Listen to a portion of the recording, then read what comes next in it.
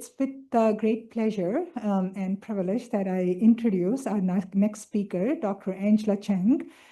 Dr. Cheng is the principal investigator for Long COVID Web. She is which is a national initiative dedicated to advancing research, awareness, and support for individuals living with long COVID. She is also a clinician scientist at the University Health Network in Toronto. She is a senior scientist at the Toronto General Hospital Research Institute and a professor of medicine at the University of Toronto. Dr. Cheng is also the founding director of UHN Osteoporosis Program and currently holds the Kai and Betty Ho Chair in Integrative Medicine. She also serves as the director of Center of Excellence in Skeletal Health Assessment at the University of Toronto. Without further ado, Dr. Cheng, please take it away. You can use that one if you want. Thank you. Thank you for those kind words. I am really happy to be here. I'm from Toronto, so that's the traditional lands of Treaty 13. And now it's really home to many First Nation, Inuit, and Métis peoples, including Mississaugas of the Credit, the Anishinaabe, and the Chippewa, and the Wendat peoples as well. So thank you, and thank you for putting my slides up. Before I do this, I am interested in, let me just see if I can do this. Okay. I am interested in recognizing sort of the organizing committee. They have done a great job putting this together. It's like a whole year of work doing this. And so I just want to recognize Dr. Anise and Dr. Hall. Why don't you stand? And Jill, Gary, Doug, Manelli, and Hitton on the scientific committee. Can you stand if you're here? Thank you. And the family physicians, you heard from Catherine, Clark, and Andrea, and also Regina, if you are here, if you can stand, thank you. Indigenous lead, Beverly, thank you. And also our patient partners, Stacy, Rebecca, and Beth, and also trainees. Kieran, Anthony, Selena, Sana Meet, Preet, sorry if I'm mispronouncing, can you stand as well? They've been volunteering to do the 5-minute, 1 minute, and so on and so forth. So let's give them a round of applause for putting out, yeah. Thank you. Thank you very much for really putting out a great conference that showed the science part, but also show sort of the clinical care piece and the population health piece, and also the system issues as well. And I also want to thank the operations team. Without them, this wouldn't have happened either. So can the operations team, like I know some of them are outside, can you just stand? Yauda has been sort of at the slides and making sure things are happening. Yes, Susan, Maxie, and various other people, if you can. And Nick is standing as well. Thank you so much for all your hard work over this past year. So we are going to have another conference. The next one is actually going to be in Vancouver. So for those of you who are planning, it's going to be around this time of the year as well. Okay, for this talk, I have no disclosures.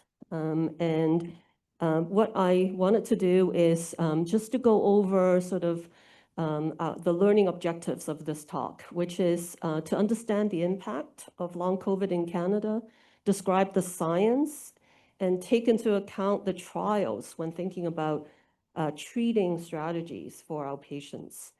And I'm actually taking the liberty of using the exhibit, the Living with Long COVID exhibit that you heard about that's in Vancouver. So I've taken sort of certain pictures from there so that you can have a taste of it. So for those of you who can go to Vancouver between now and March 6, 2026, and you would enjoy this exhibit. So the first thing is impact in Canada. You actually heard a lot about the impact in Canada, so I'm not going to go over many details. So you can see that Syed Al-Ali mentioned that, did a paper on worldwide with long COVID, it's about 400 million people. And what's more concerning is that there's a loss of 1% of GDP. Now, you said, well, 1% is not that big. Well, 1% is actually very big. And we actually don't have the same data here, but I would love to have data here in Canada as well. So the Canadian data is old, and you've heard some of these numbers before. It's from 2023, it's 3.5 million. It's StatsCan did a survey on that. And you also heard from Simone Decret that 100,000 Canadians have been unable to return to work or school. Now, this is 2023. And, you know, even with census, it has increased from 2023 to 2025. So 40.5 million to, as of July 2025, is 41.7 million people. And you also heard that this only is adults. There's no kids included in those numbers. So, you know, you have to add another, you know, at least 600,000, if not more, to that. And what you haven't heard yet is that it only includes 10 provinces. It didn't include the territories. And so if you add that as well, it can easily be up to, like, so, you know, I did some back of the envelope calculations. It can be up to about 6 million people. So it's not a small number. So I want to highlight a couple of studies as I go through. There's no way I'm going to cover every single study. So if your study is not included, I'm sorry. There are hundreds, actually thousands of studies, even sort of this past year. And I want to highlight this one because this was published last year, and it's by Patrick Archibald, who actually has a emergency room network in Canada. And they looked at close to 30,000 people in 33 participating centers and did COVID testing on them. So it's divided into the positive SARS-CoV-2 and the negative ones. And then they did follow-up at 3 months because that's when we talk about lingering symptoms and long COVID. So you can see at the 3-month time point, they have about 4,000 positive people and about 2,800 negative people. And someone mentioned it's really important to compare to controls, right? And so this actually goes down to have 6-month sort of assessments and 12-month assessment. So the conclusion of this is 1 in 3 who were positive for SARS-CoV-2 actually had long COVID. Now that's within that range that you heard. Well, it's somewhere around 10% to 50%. Well, this is those who went to the emergency room. Not everyone was hospitalized. And those who were hospitalized, the rates are higher than those who were not. And this you're very familiar with as well. So it's all the various symptoms. Like, so what is the most sort of common symptoms? Fatigue and post-exertional malaise is high. And so the orange one is the positive ones, positive for the test of SARS-CoV-2. And the blue one, so yes, you know, people who went to the emergency room, didn't have COVID, also have various symptoms as well. But there's a difference between the orange bars and the blue bars. And so whether it's for shortness of breath, memory problems, pain, dizziness, anosmia, so that's the loss of smell, or cough, or loss of taste as well. So there are differences between those who actually tested negative in blue compared to those who tested positive in orange.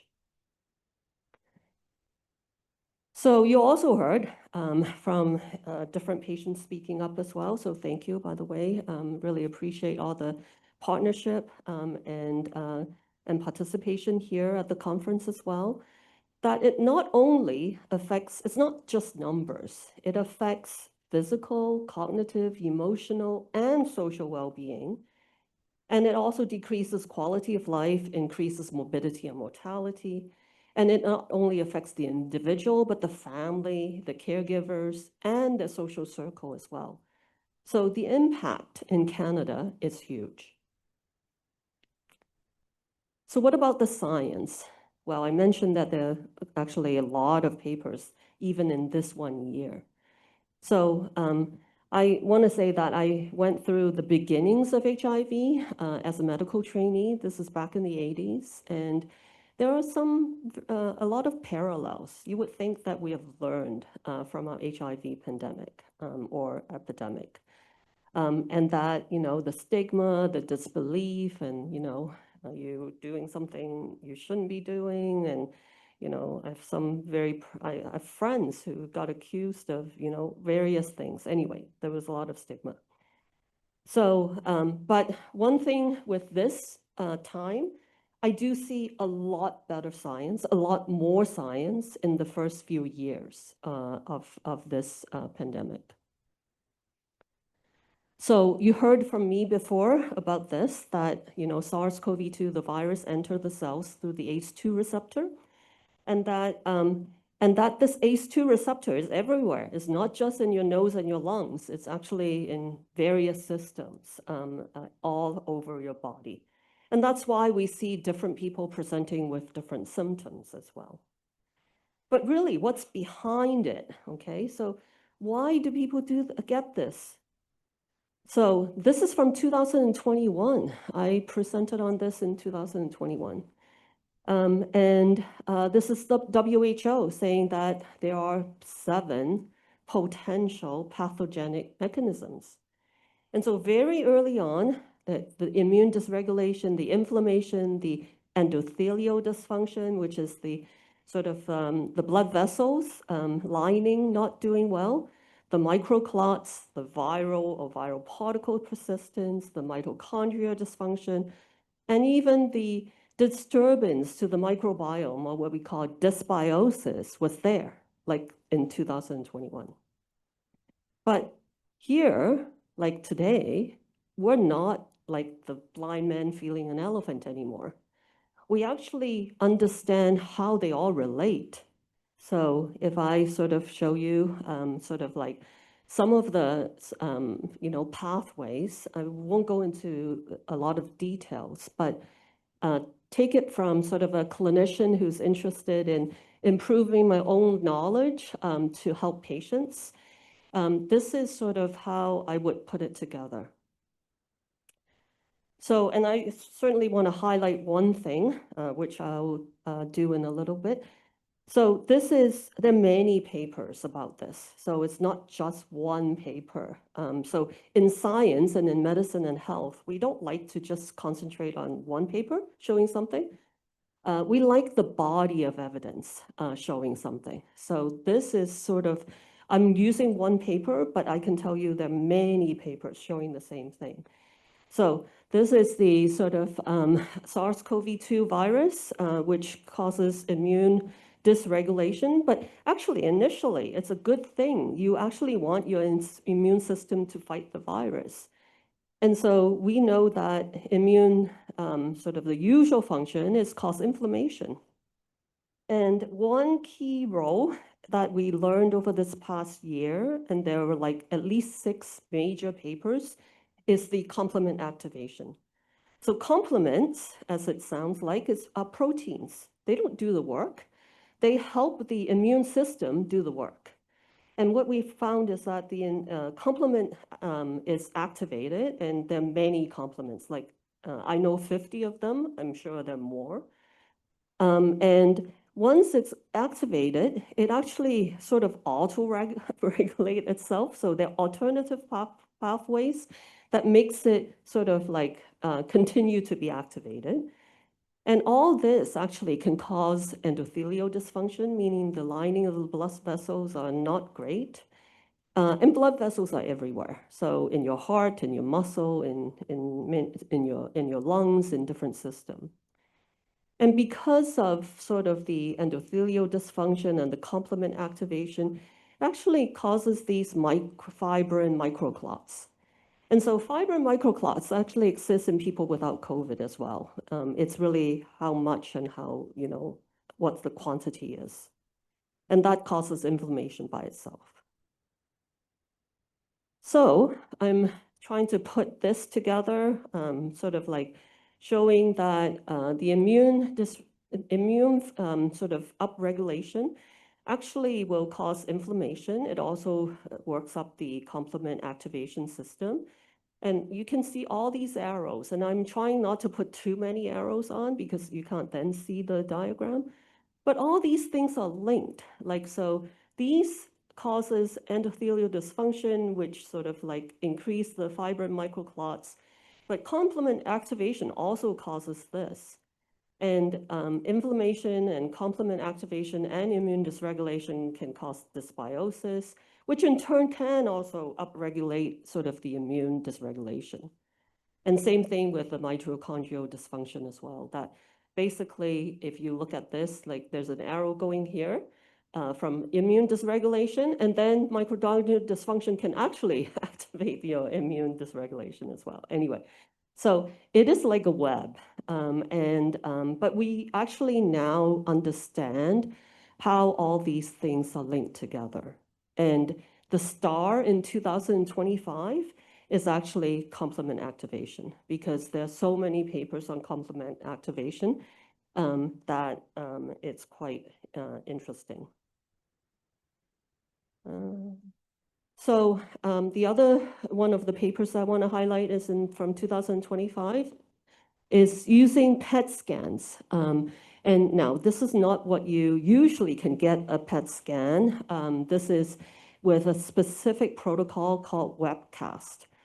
And using webcast images, I won't go into the technical details, you can actually see that basically someone with long COVID has blood-brain barrier disruptions. You heard this earlier in the conference as well. And I think back to my compliment being a star this past year, is that we actually understand why people have post-exertional malaise or post-exertional exacerbation of symptoms. It's because exercise can induce complement activation, which cause all these other things as well. So there's actually a paper on that. So lots of things we're learning. Now, the big question is, what is causing the immune dysregulation? Why is it happening? So, you heard from Dr. Yanka in terms of like viral persistence or viral particles persistence is definitely one theory. You heard about the reactivation of latent viruses. That's another theory.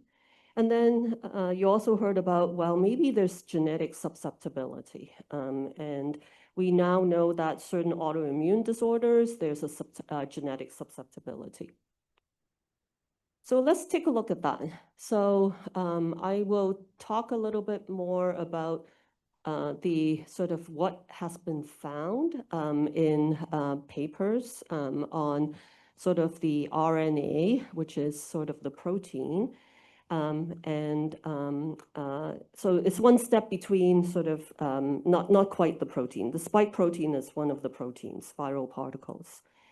And there's been many papers over this past year on various, I would say, not just virus, but so EBV is probably the most common, then herpes and CMV, and herpes is herpes simplex, which is what causes cold sores.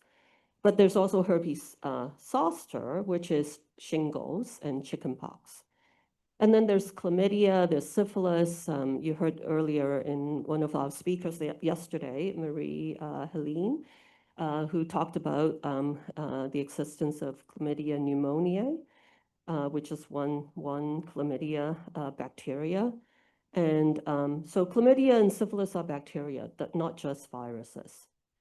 And then the susceptibility part. So one of our postdoc yesterday presented the abstract on the genetic susceptibility. We looked at basically 40-something people, and only one person did not have a pathogenic variant to either your complement system, your cytokine system, your viral clearance system. So it's quite interesting. And it's just the beginning. Like, this is a pilot study, and so we don't have all the details yet. And we actually had controls as well, but it's too small a sample to make definitive conclusions. For EBV activation, we learned a lot about exactly what SARS-CoV-2 is doing to the B cell and reactivating EBV and sort of like, and how it causes long COVID. There are 2 systematic reviews, 6 retrospective study, and 1 longitudinal study on this. So lots of studies currently. Okay, so this is actually the same chart that Dr. Yanka showed earlier, but my interpretation is a little bit different. And so, you know, there are many studies that looked at RNA and proteins, mostly spike, but nucleocapsid is one of them as well. These are sort of the viral particles. So there are many studies. Some are in blood, some are in stool, some are in tissue, and some are biopsy stuff. This was actually done in 2023. But I would say that not all viral particles may be live viruses. So one thing I learned as an internal medicine person is we were taught not to close the diagnostic loop too early. Always have to keep the differential diagnoses for those who are in medicine. Always keep the differential diagnoses in mind when you're treating someone. So I want to sort of talk a little bit about this. So there's sort of like RNA that has been identified. There have been viral proteins that's been identified, and these are sort of the way that's been identified: PCR, NextGen, ELISA, Simoa, IHC, and, you know, but that doesn't mean that there's a live virus. Now, can there be a live virus? For sure there can be a live virus hiding somewhere. It took us 40 years for chickenpox to learn that it's hiding in the dorsal ganglia root. And, you know, do we go trying to dig it out? No. But, you know, it's possible that there's virus. But I would say I can't tell you how many ways I've looked for virus in my patients and can't find it. So yes, there's viral particles, but I actually don't know if the live virus is there. Why is there, so, you know, a question that I ask is, why is there sort of, you know, particles when the virus is not there? Like, how can it persist for years? Well, I learned a few things. One thing is that it's kind of like debris. If you actually got flu, there's actually like viral debris in your system, little bits. Usually it doesn't cost much. It's kind of like, you know, at the end of yesterday, there were all sorts of things still left on the table after you guys were gone. I actually found an eyeliner. I have to ask someone, yeah, is it yours? Is it yours? No, someone actually picked it up from the floor. So there are debris that can happen. You know, whether spike is the problem or not, we would love for it to be the problem, okay? Because then we actually have a biomarker, we actually have a target to do something. We would love for it to be the problem. And actually, it may explain why some COVID vaccine related side effects as well. Maybe if spike is the problem, then, you know, it may explain those people too, because they also have lingering symptoms, and I look after a bunch of them, and I would say it looks very much like long COVID. I treat them the same way. So I personally would love spike to be the problem too, but I don't know if it is or not. And I will tell you sort of why I don't know if it is or not.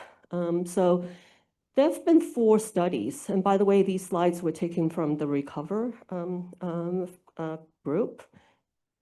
And these 4 studies, so it's called LINC, Allen Institute, the Mass General group. This is probably the sickest group because they present to infectious disease doctors. And then this is Recover. The Recover is the largest group. And so all these studies actually look for spike protein in their people.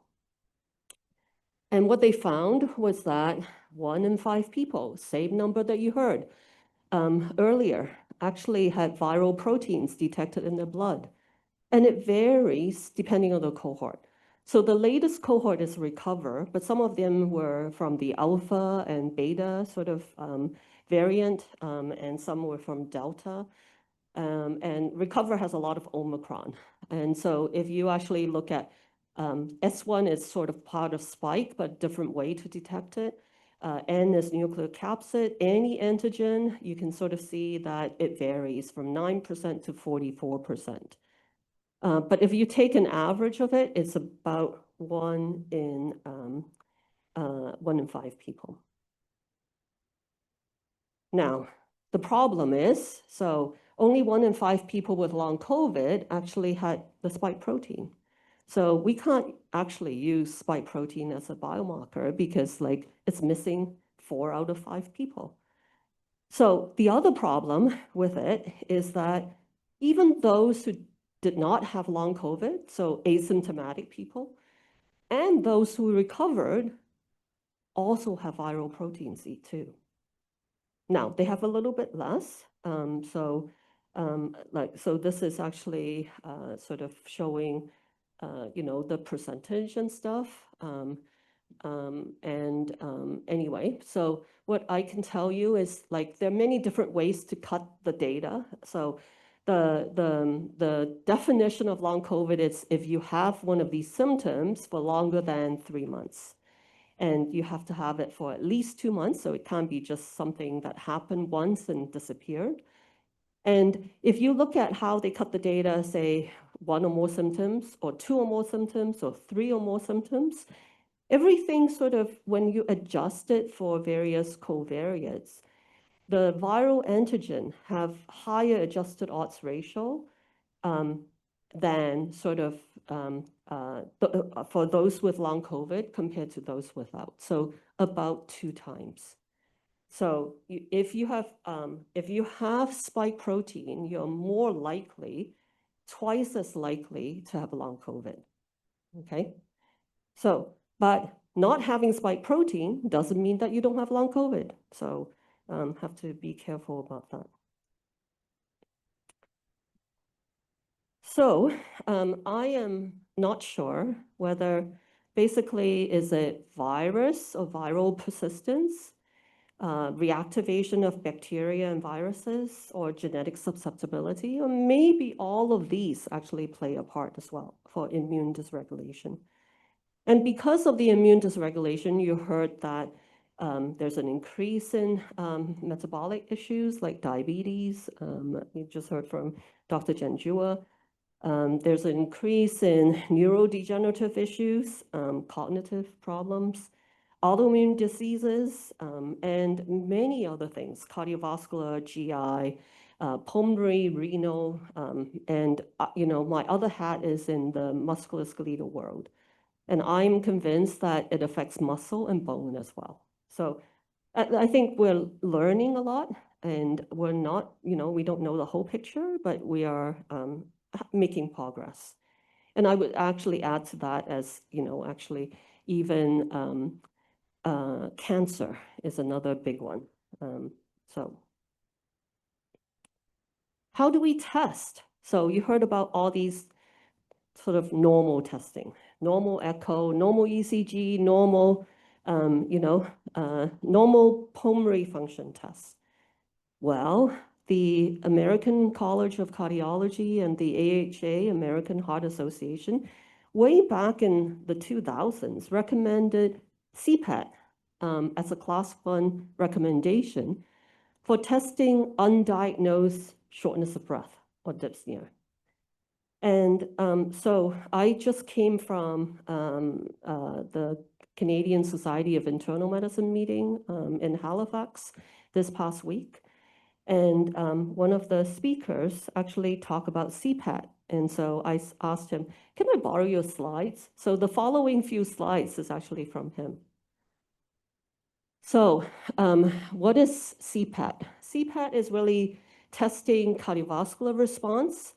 Your cardiovascular response, meaning usually we use something called VO2 max, is what determines what you can do. So this has been studied in heart transplant patients. If your number is low, maybe you can lie in bed. If your number is slightly higher, maybe you can, use the bathroom. And then sort of it goes up and up, right? And as I said, this is like used in heart transplant patients to determine when they should get a heart transplant. And then on the other side is you can actually get a ventilatory response. And I want you to remember this loop, okay? The data should look like this, and like this. And I'll come back to that. So in the early days of the pandemic, I was sending people, my patients, because they want to know what's going on and why it's wrong, what's wrong with them. So I was sending them to a couple of colleagues. One is doing it as a research project, Heather Edgell in Ontario, and the other one is a cardiologist that does invasive CPAT. So they actually put a right heart catheter in and they measure pressures in people as well. And so I sent it to Susanna Mack. And you can differentiate what the issue is. Is it a preload failure? This is where most of my POTS patients would sit. So you can actually tell is people faking it. So, so if you actually are not working on it because you can either be a treadmill or a cycle, you don't follow this curve, okay? But if you are working on it and still can't do whatever, usually normal curve should be up here. These are age and sex sort of adjusted. And so this is the picture of preload failure in POTS. So what do we advise people? We advise them to actually increase the fluid intake, increase the salt intake.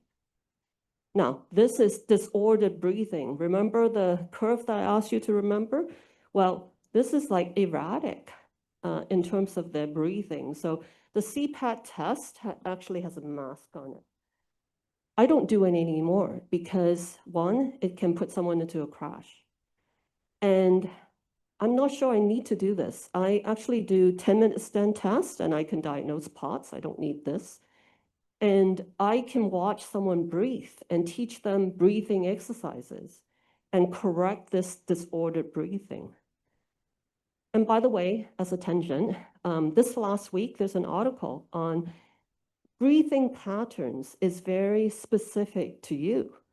That is like fingerprints. So there's a study on that. Look it up, it's in the news. So, so we are learning a lot more about sort of what's wrong, but do we actually need these very fancy tests? I can watch a patient in my clinic. If you sit and talk to them, you can actually tell like, are they hyperventilating or are they hypoventilating? They're not taking in deep breaths. And so the mantra in my clinic is slow, deep breaths. So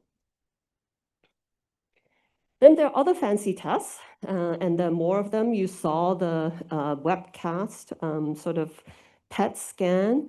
I want to highlight another one that was sort of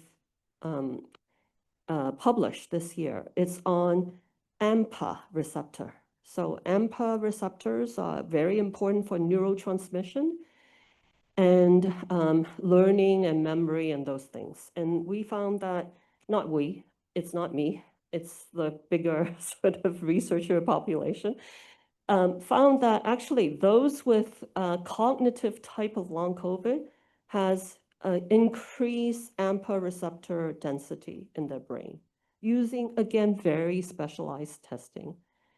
Now, you saw these two from my other talks previously, that cardiac MRI can identify myositis and cardiomyositis or pericarditis. But most of my patients don't really have all these criteria. Like you have to satisfy 3 out of 4 criteria to actually qualify. But there are abnormalities on the cardiac MRI. And this is a very specific MRI that we call CVR protocol.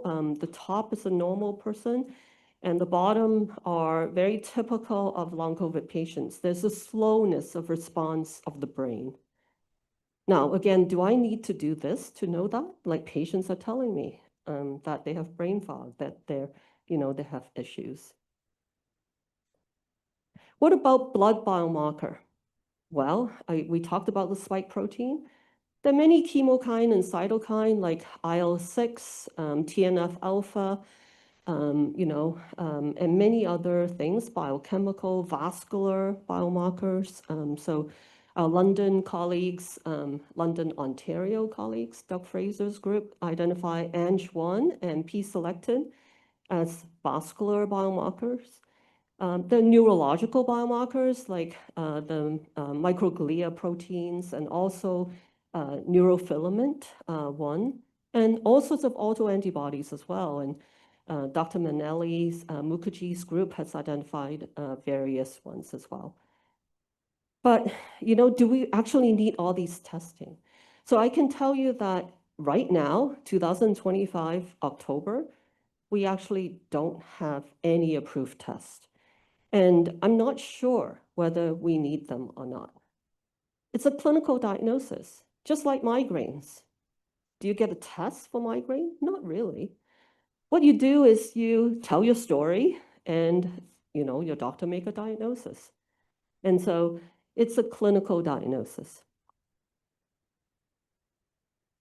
Okay, let's switch gears and talk about trials. So there are quite a few ones going on. There are many, actually. I looked on clinicaltrials.gov just like this past weekend and saw a ton of them. So I'm going to talk about the RECLAIM trial first because I sort of helped start this up and am a co-PI on this. It's an adaptive platform trial across Canada. There are 9 sites across 5 provinces, and Dr. Anise is actually one of the PIs for the Newfoundland site. And RECLAIM is Recovering from COVID-19 Lingering Symptoms, Adaptive Integrative Medicine Trial. So what does it mean? It means that we'll take anything that works, whether it's a supplement or alternative therapy or anything. Basically, we're interested in finding a cure. So that was the premise of starting the RECLAIM trial. So back in 2021, 2022, we actually went to CIHR applying for funding, and we focus on 3 things: the immune dysregulation, inflammation, and endothelial dysfunction. And so we just finished these 2 trials. So pentoxifylline is an old repurposed medication that we were repurposing for long COVID because it's an anti-inflammatory medication. It works through so inflammation is very broad. So, there are many pathways. So it works on the phosphodiesterase pathways, and it's not on one, but multiple. And it also actually helps with endothelial dysfunction as well. So it decreases inflammation, it modulates the immune system. We thought, maybe we should think about this. And there was some early data on this as well. And we also thought about a Japanese Korean drug called ibudilast. Because in long COVID, other than those things, we also know that it activates toll-like receptors and affects the MIF. So MIF is a macrophage inhibitory factor, MIF. It actually inhibits MIF. So, and it's used in trials in ALS. So that's an autoimmune neurological disorder, pretty bad if you get it. and MS and other things as well. So we thought, well, can we try this? It's used in Asia for asthma and post-stroke recovery. So we set it up such that it's using a Bayesian method, so not your usual statistical methods, but this is sort of what is coming, like because it's so expensive to do trials that we want to set it up so that it's an adaptive platform using Bayesian methods. And we thought, maybe 2 months. We debated between 2, 3, and 6 months. And we thought, well, if we can get 50% of our cells to regenerate and not have a problem, so the new cells will not have the same problems, maybe 2 months. So that's sort of why it was decided. So every single cell that is in your body regenerates, whether it's blood cells or skin cells, like you take a shower and you sort of slough all your dead skin, even bone regenerates. And so we thought maybe like, let's try and do this for 2 months and see if we can get rid of it. So it's set up with various rules and with a data safety and monitoring board as well. And we lay out all the analysis, we lay out everything. It took a lot of work. We went to Health Canada for it. We went across the province, going through ethics boards for it. And then I told you like sort of the primary outcome was SF36. So that's a health-related quality of life. It's the short form 36, very well known, used in many different conditions. And it's the physical component score because that's what we were interested in. But we measure the mental component score as well as all these other secondary outcomes. And so there are many 6-minute walk tests, your symptoms, and Test My Brain, which is a neurocognitive testing, post-COVID functional status, reintegration to normal living, fatigue, PEM, mental health, and shortness of breath. And we took blood from people as well. You have the option of not doing bloods, but we want to let people who are willing to donate some bloods to donate to us as well. So these are the results. The first patient went in March 21, 2023. Last patient who went in is December 20th, 2024. And so you saw that it was a 6-month trial. Intervention was 2 months and then follow-up for extra 4 months. Because there's episodic sort of illness, we thought 6 months would be good to see if things improve. And so this is how it was split up. It was a randomized trial where 149 got randomized to pentosidine, 153 randomized to Abutalast, and 158 randomized to placebo. Average age is 40-something, 50, and 70-something% are female, and 83% were white, which means we have 17% who are not. So if you look at this, you would see that people did improve some over time. So this is only up to 2 months, but I can tell you that people did improve a bit more over sort of 6 months period. So as I mentioned, it's the physical component score. And so there are 3 lines here. It's color-coded. Placebo is black. Abutalast is orange. Blue is pentosidine. And so every 1 dot is a patient or a participant. So you can see that these 3 lines really was no different from each other, unfortunately. And if you look to see, they sort of have about somewhere between like a 5-point increase. That's a significant increase over time. So for the physical component scores, the SF36, for those of you working in the area, you would know that that's a meaningful change. And of all the groups, ibuprofen did the worst, and they did improve a bit over time, but probably the magnitude is less than some of the other groups. So this is really how we would represent it. So when it's looking at ibuprofen versus placebo, and sort of probability of benefit, it's 29%, too low. We like it to be 90% or 95%. But we started paying attention if it's 80% probability of benefit, right? And so pentoxiflline versus placebo, less than 50% or around 50%. So that's not great either. It's like a 50-50. And when we look at secondary outcomes, there are sort of pentoxiflline versus placebo. There are a couple of secondary outcomes that have very small benefits, but sort of probability of benefit is in the reasonable range, like around 75 or 85%. For ibuprofen versus placebo, there's nothing that I can talk about yet. So that's where we are. We finished the 2 drug trials. You're the first people who see the actual data. We are running a oxygen and carbon dioxide type trial, a hyperbaric oxygen trial, and the taurine trial, which is really led by Dr. Oded. Are you here somewhere? Yes, at the back.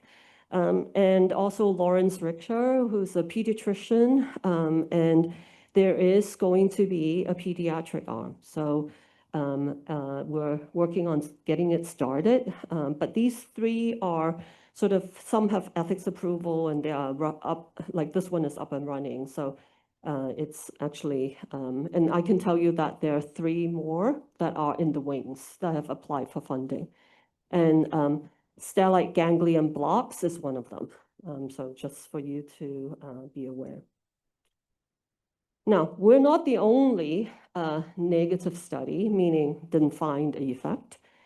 So the Paxlovid trial from STOP-PASS was also negative. The vortioxetine trial was also negative. This is a Toronto thing. The Berlin cures, this is the antibody against autoantibodies. So this is something that aims at all these autoantibodies, was also negative. And then there's a tonics pharmaceutical one that did a trial with a muscle relaxant sublingually that they have found helpful in fibromyalgia and ME/CFS. But when they did it in the long COVID population, wasn't really helpful. So these are the trials that have results coming out. So the low-dose naltrexone trial led by Hiten Nayak, where are you? Raise a hand. Yeah, over there. Has finished recruitment. So all these have finished recruitments, and we just haven't seen results yet. The ESOR trial that the Quebec group has been involved with, this is another anti-inflammatory medication. Now, you heard about RECOVER. So RECOVER has actually many. So RECOVER Vital, which is the Paxlovid trial, also finished. I haven't seen results yet. I'm hoping next month. The Paxlo LC, long COVID trial, also a US trial, is also finished. So I'm hoping to see results. The RECOVER Neuro, which is a brain retraining program, they finished as well. So we'll see. And then the RECOVER Autonomic one, IVIG and ivabradine, is also finished and coming out. And then FANCOV, which is using a supplement, testofen, which is fenugreek concentrate, I think, out from Australia, is also finished, but I don't know the results yet. Now, there are many people who claim they have the answer, okay? And the problem is these are very tiny trials. Some don't have control groups. some misinterpret the data. If you look in detail, it's not really true what they're claiming. So some have financial issues, right? Because they're a company and they're claiming that something works. So you can see that cord blood is one of those. Transvagus nerve stimulation is another. This is a metabolic modulator, AXA1125. This is IVIG called Ampligen. And this one is a very interesting one. This is basically a enzyme that basically attack RNA. So they're trying to attack the pathogenic RNA. You know how I showed you that there are viral particles. And this one is a narrative intervention, so not a drug trial, called NICO for long COVID. And then the REGAIN trial is something that looks at another supplement, oxaloacetate. So there are many going on, and some have tiny numbers, and we really need to wait to see the phase 2, phase 3 trials before concluding that they are effective. So of all the ongoing trials, what would I pay attention to? Well, I will pay attention to global anti-inflammatory drug trial, the GATT, which is testing 2 medications. It's from the London group. Doug Fraser is the person who came up with this. And he sort of said he's using artificial intelligence to look at targets and see what drugs match the best. So it's using 2, this is a JAK kinase inhibitor, upadacitinib, can't pronounce it. Pirfenidone is a drug that was used in IPF, it's a pulmonary fibrosis drug. Waiting to see what the results are for this. Reverse LC is using another NIB, NIB drug. That's from Vanderbilt in the US. There's a pharmaceutical company using an antiviral medication. There's an international metformin trial. There's a remdesivir trial. Although I would say that the initial remdesivir look was really negative. So you know how in the initial Paxlovid was actually, if you took Paxlovid in your acute COVID, you have less opportunity or less risk of getting long COVID. Well, the remdesivir data didn't show that. And if you got remdesivir initially, you don't decrease your risk of long COVID, but there is a remdesivir trial. Okay. So I just want to summarize. So I think the impact of long COVID in Canada is substantial. You heard from this conference as well. The science is progressing. And while there are no definitive cures, but there are many promising therapies. And someone said, you know, is it really realistic to find a cure? I think it is. I think, you know, like cystic fibrosis now have a cure. We never thought we would have a cure. I work in the rare bone disease area, like FOP, which is an ultra, you know, ultra rare disease, has a cure. So like, you know, there are potential cures. But before we get there, we're not there. And before we get there, we have a lot of useful symptomatic treatments. So I think this is a sort of optimistic story. And I do feel that we are making progress. We're not quite there to see the whole puzzle, but we are making progress.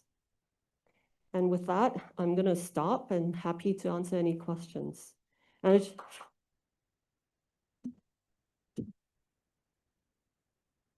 And I want to share with you, so I took a weekend break. I haven't had a break for a while. So after my Halifax meeting, CSIM meeting, I drove to Cape Breton.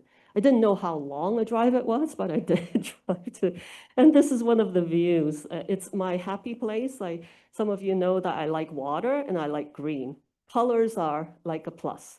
So yeah, and so I just want to thank the organizers for hosting us here as well, especially Yerim and Mike, for the beautiful Atlantic sort of provinces. Thank you.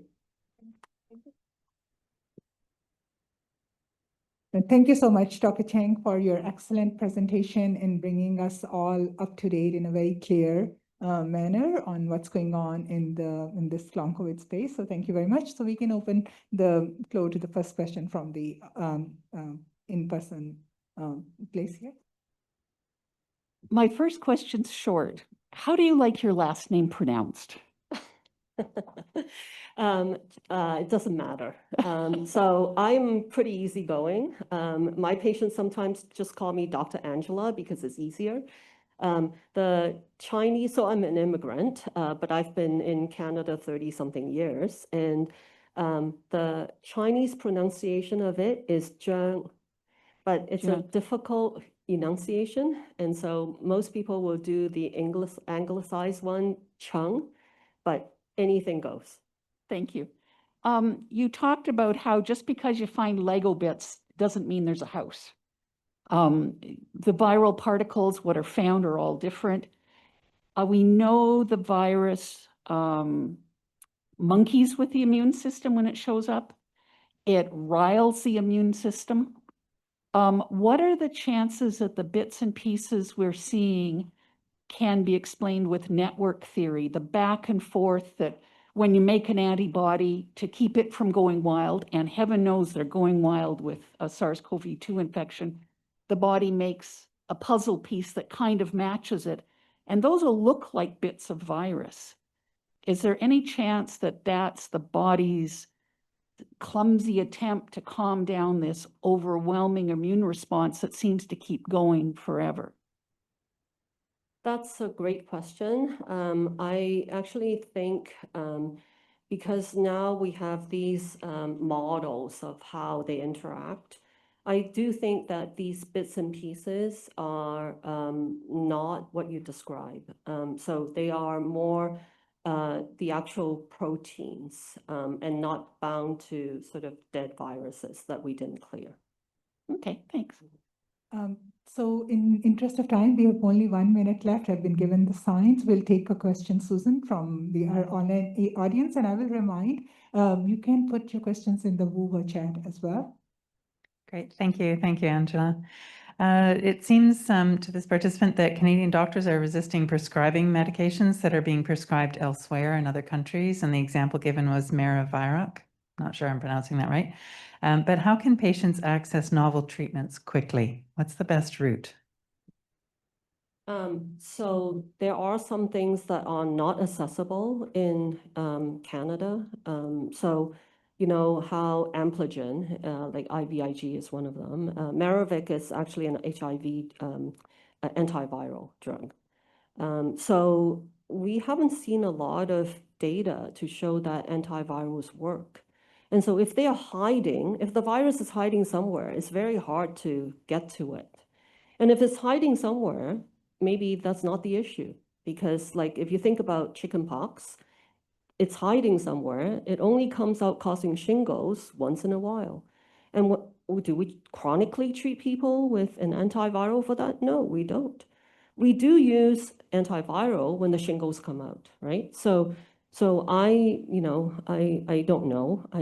The answer is I don't know. Some people have taken antivirals and feel a lot better.